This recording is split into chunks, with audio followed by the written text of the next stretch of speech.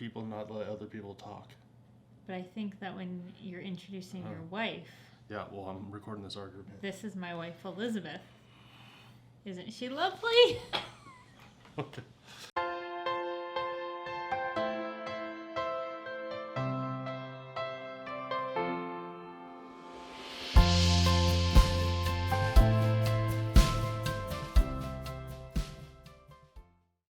Everybody, it's Aaron from the Kilby Life. Me and Elizabeth here bringing you another part of our dating story. It should be awesome. Yeah, spoiler alert, it went well. Oh yeah, we're married. Hey. So in our last video, we ended with talking about our engagement briefly, which was on August 6th, fun fact, which is exactly 1 week after my birthday. And I remember that because that year for my birthday, you took me to the zoo in Kings Island, and we went out to lunch at Newport by the aquarium. And, like, you had this entire day of activities planned, and I remember that it ended with fast food in a parking lot. I'm pretty sure we ate in the back of your truck.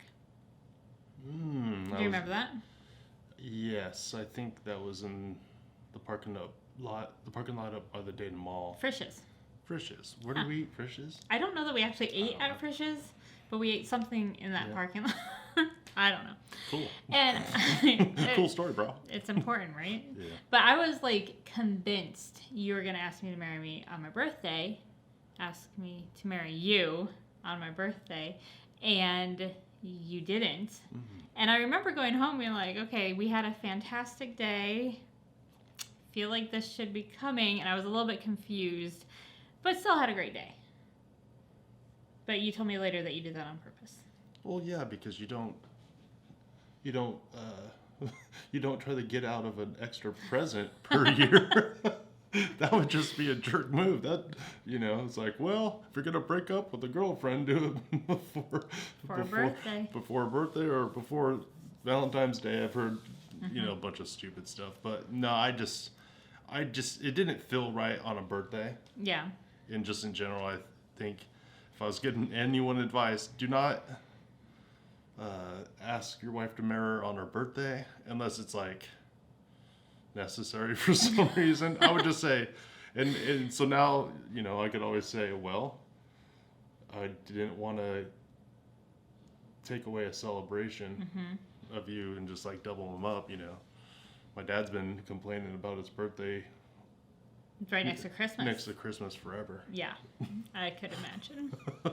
Yeah, so I thought that was really special after I understood the logic behind it.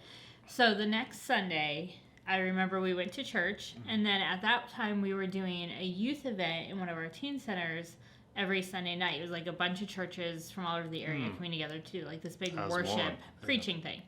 It was cool. But you had said, hey, we should go for a hike, because we had some time to kill kind of between church and that event. And so I remember we got in your truck and we drove over to the house you were living in, your house. And you went inside and you were gone. Like literally it felt like half an hour. Like just disappeared. And so I'm just sitting out in the truck waiting for you, kind of wondering what in the world you could possibly be doing inside. Well, I wasn't using the restroom.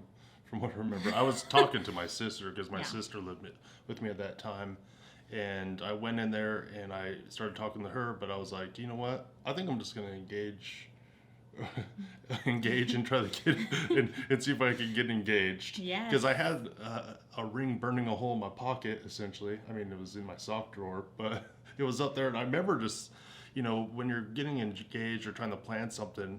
I don't know about you, but for me, I was a mess of like, should I do this? Should I do this? Should I do this? What if I did this? What if I did this? And it was like, this is exhausting. Like, this is supposed to be fun. And I'm not that high maintenance. This is supposed to be a good thing. It's, and I was stressing about it so much. And I was like, we had a good day at church. It was a nice day.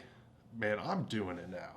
I still didn't know what I was doing, but I'm like, it has to be now, because if I don't do this now, I think I might actually die, because all the anxiety of it. And so I think I just talked to my sister and got some advice, or I have no idea, but I do remember talking to him. Took a while. So he asked my dad on the 4th, and so it was basically a month later that we were actually engaged. Oh, okay.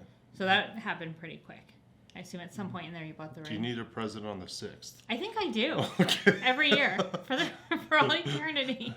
Well, that'll be the day I forget. This is the first time that I'm hearing this part of the story. So when did you decide you were going to propose? Before or after you asked me on the hike? I'm not sure. I think it was before.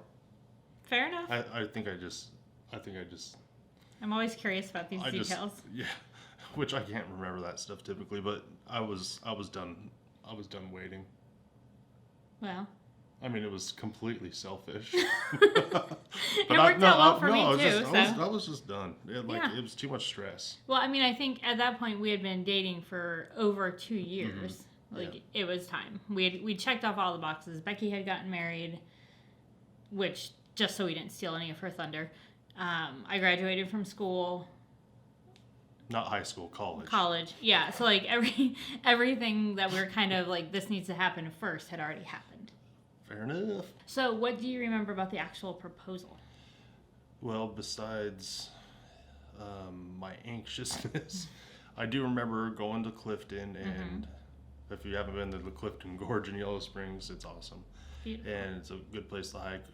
And get engaged. Oh, and get engaged. Well, it's like I've said before, I'm a private person, but it was like I didn't want to be anything to be a spectacle. Mm-hmm. I knew that I didn't want to be a big spectacle, like come in swinging on some rope or something in the middle of church. I don't know.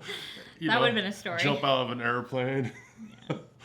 No, but I remember going out there and like there's all these different platforms that you could stop and talk and look at like the history and all this, and like every single one of them I was like, should this be the place? And it just didn't right. Should this be it?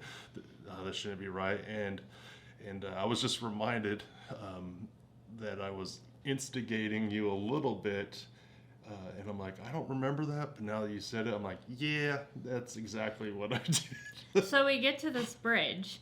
And he's like, I don't know, we just kind of stopped, and it was like one of those, we needed to get back for church, so it was kind of like the last stop on this hike that we were on. And he looked at me and said something along the lines of, so I kind of feel like we've waited long enough on the kissing thing. And in my head, I'm like, we have made it 2 years. We are not going to mess this up now. No. And as I'm thinking this, he gets down on one knee and asks me very sweetly to be his wife. And so it was kind of funny because at first I'm like, what are we doing? But it turned out very well. Obviously, I'm amused at myself, but that's it's like it's a classic Aaron move. Classic, like bait and switch. Mm-hmm. Yeah, and so all I remember is getting down on one knee and saying, will you? Yes! And then, I was super pumped. And then we made out. Well, maybe. Not really. It wasn't like... No. It was, very so emotional. We did kiss when we got engaged because way back when we first started dating, we kind of had that conversation about kissing, and you had said, well, I'm going to wait till I get married, I think maybe sarcastically. Mm-hmm. And I had said, meaning it, I don't want to kiss anybody till I get engaged, knowing that if my first kiss was on my wedding day, it was going to be a public spectacle, and I did not want that. Like, I felt like it would kind of ruin the intimacy of it. So we went with what I said. Well, and I think we kind of agreed beforehand, that like an engagement would be a threshold in of itself, other than marriage. But then we also talked about the dangers of what that meant for a relationship. So now if we're making out, we're kissing all the time, it adds a extra level of heat to the relationship, and things can easily heat up. And we were very adamant at that time to continue our journey of being good stewards of the positions we were put in, and be good role models for the teenagers that we were serving at the time. Right. And ourselves. Yeah. We we wanted to do a good job too. Yeah. And I think, other than kissing, we didn't change any of our other standards. We still weren't hanging out at your house. We still weren't, doing all the things that we said we weren't going to do leading up to that point. Yeah. And everybody around us kind of knew the shift in standard and why. And so there was still a ton of accountability there. Yeah. And again, I think, we tried really hard to be wise. And I always heard long engagements, short. I mean, I always heard long dating, date a long time and short engagements just because the temptation is the there. temptation. Yeah, I keep thinking heat. Heat. Yeah, so we got married 6 months later. So it was not which long seemed engagement. like forever, but yeah. Well, I tried to convince. Do you remember? I tried to convince you to get married before Thanksgiving, and you were like, "We can't possibly pull that off." Yeah, I don't know what I was thinking. It would have been 3 months. Like, it would have been complicated. Okay. You were probably wise. Right.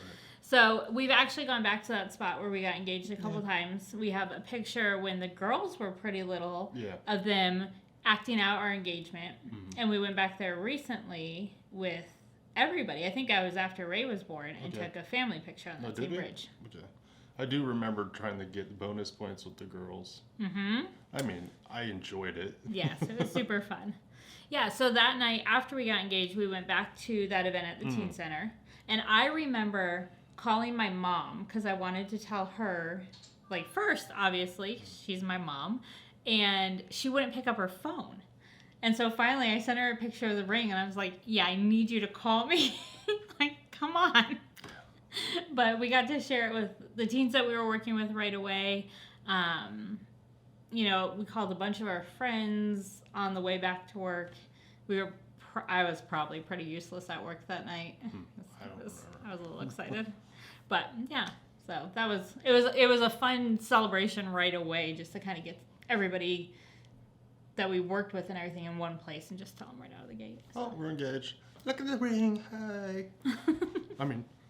Yeah, there you go. So after we got engaged, I went to a doctor's appointment where they were just doing a checkup kind of thing, and they found some issues that I had to go back and talk to them again. And I was kind of loosely diagnosed with polycystic ovarian syndrome based on the fact that I fit some of the criteria. It's not like a hard and fast diagnosis. But the thing that I took away from that was the doctor telling me that it was very unlikely that I would ever have kids without some sort of medical intervention. And that seemed like a really big deal. And I remember being nervous about having that conversation with you because I knew, like, it wasn't something that either of us were expecting, and it was something that really could change the course of our relationship and our future together. But I remember feeling like, okay, I have to tell him and I have to give him an out if it's a deal breaker. I don't remember you telling me about it, but I do remember the first thing that came to my mind was that I'm not surprised. Not like I didn't feel surprised because I had been working in ministry, and like anytime it seemed like anything good happened, there was always like some kind of like trial or test of faith, and I'm not sure if it was coming from God or if it was coming from the enemy or just my own sinful nature, but I wasn't surprised. I knew that there was going to be trials, and then my second thought was like, well, but God, and whatever God's story for our life is, that's his story for our life. And if it was us not being able to have kids, I'm like, well, we could adopt, we could not adopt, we could be more focused in ministry, and it, I seemed really mature. Obviously, it's a, obviously it would be a letdown if we weren't allowed or we weren't able to have kids. But I also knew enough about God and the scriptures. I've read his scriptures that I'm just the clay. Yeah. And whatever it was that he has planned for me is going to be better than anything I would have had planned for myself. So, yeah. And plus, I was just also wanting a honeymoon. Well, there's that. I remember that I felt like you responded with just grace and compassion. And I never felt like you were rethinking, like, if you wanted to marry me or, like, well, this changes our future and you've ruined it. Like, there was never any disappointment that you showed me. Really. I mean, there was some, I feel like there was like, okay, well, this is surprising, but never like, I don't know, never disappointment. I think is probably the right word. Yeah, it's one of those things, like, I feel like you automatically have to mourn that if that was the case. Yeah. To a certain degree, but it doesn't have to destroy you. Right. It doesn't have to destroy you. Yes. So after that, we had a lot of conversations just kind of about how our relationship was going to look in light of this information, and it led to some really interesting conversations about how we felt about children and what our plans were going to be as far as trying to have children or not trying to have children. Do you remember where? Well, what was the point of not trying to have children if you can't have children? Right. So I was like, well, all right. Yeah. I'm not going to worry about that. And, my dad has 10 children. And he was in the midst of, wrestling with family size his own. So I saw that. And for me, like, I never had considered it before then. But it almost just put like an exclamation point on the fact that where the scripture says that children are a blessing from God. Yeah. And so I knew that. And it just seemed more valuable than I ever thought it was going to be. Right. Having kids seemed like a crazy valuable thing. Like, oh, this is amazing. But then once you're told that it might not happen for you, it's like the thing that you can't have. It just isn't necessarily a selfish thing. Like, well, I want what I can't have. It's now you see the value in something that you can't have. Right. And it's not always negative. Sometimes it's just appreciating that, and so I think that really changed how we thought about kids. Yeah. In general. Yeah. Yeah. I mean, I feel like kind of like what you're saying. If the odds of us having children at all are so low, then we never tried to prevent having them because we're like, well, if we get that 1 in a million shot, like, let's take it. And so, yeah, we kind of just decided then that we're going to let God really determine our family size and how many kids we were going to have, if we were going to have kids. And we kind of always just, like, looked for God working in all of that. Yeah, we could have looked and pursued adoption. We could have pursued a bunch of different things. But there was never a point that I felt like we were worried about it or frantic about it or even overly like emotional about it. Yeah. And in the early stages of our marriage. Yeah, well, the reality is like, sure, this made it more valuable to us, right? But what really put even more of an exclamation point on it was the fact when you finally did get pregnant. Yes. And that's another story for another day. A whole other story for the next video. And we'll just leave you at that because it's obvious that we had kids. I mean, you don't see them running around right now, but we have 8 kids. And I'll tell you, we'll tell you next time about some of the stories of how we could have had more. Thanks for checking out this Kilby Life dating story. Kilby. Out? Yes.